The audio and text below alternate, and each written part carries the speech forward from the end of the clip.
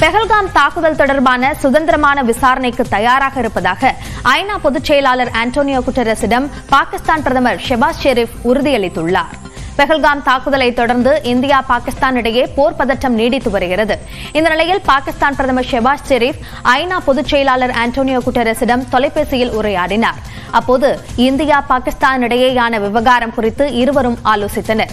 பெஹல்காம் தாக்குதல் தொடர்பான சுதந்திரமான, வெளிப்படையான, நம்பகமான விசாரணைக்கு பாகிஸ்தான் தயாராக இருப்பதாக ஷெபாஸ் ஷெரீப் தெரிவித்தார்.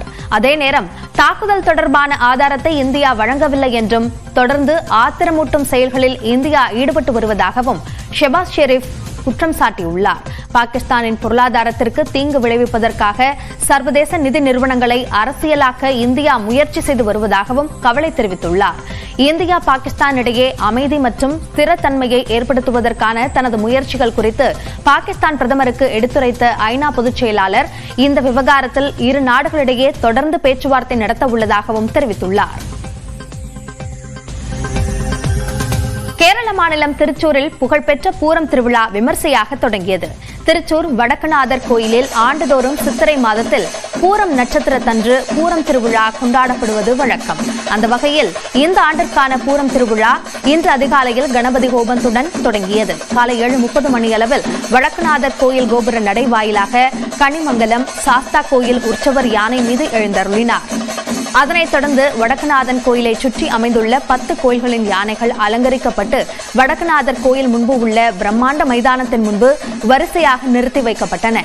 அப்போது பஞ்சவாத்தியம், சிங்காரி மேளம், சண்டை மேளம் உள்ளிட்ட பாரம்பரிய இசைக்கருவிகள் இசைக்கப்பட்டன. இதில் 200க்கும் மேற்பட்ட இசைக்கலைஞர்கள் பங்கேற்று இசை வாத்தியங்களை இசைத்தனர். இந்த நிகழ்ச்சியில் லட்சக்கணக்கான பக்தர்கள் கலந்து கொண்டு பரவசமடைந்தனர்.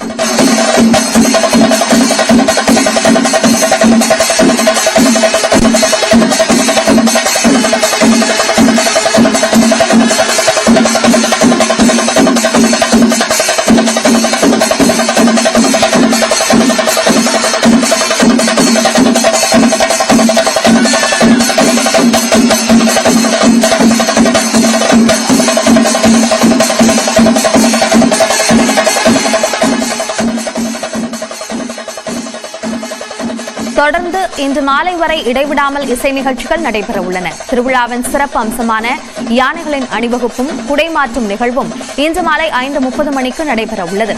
அதனைத் தொடர்ந்து பிரம்மாண்ட வான வேடிக்கை நிகழ்ச்சி நடைபெற உள்ளது.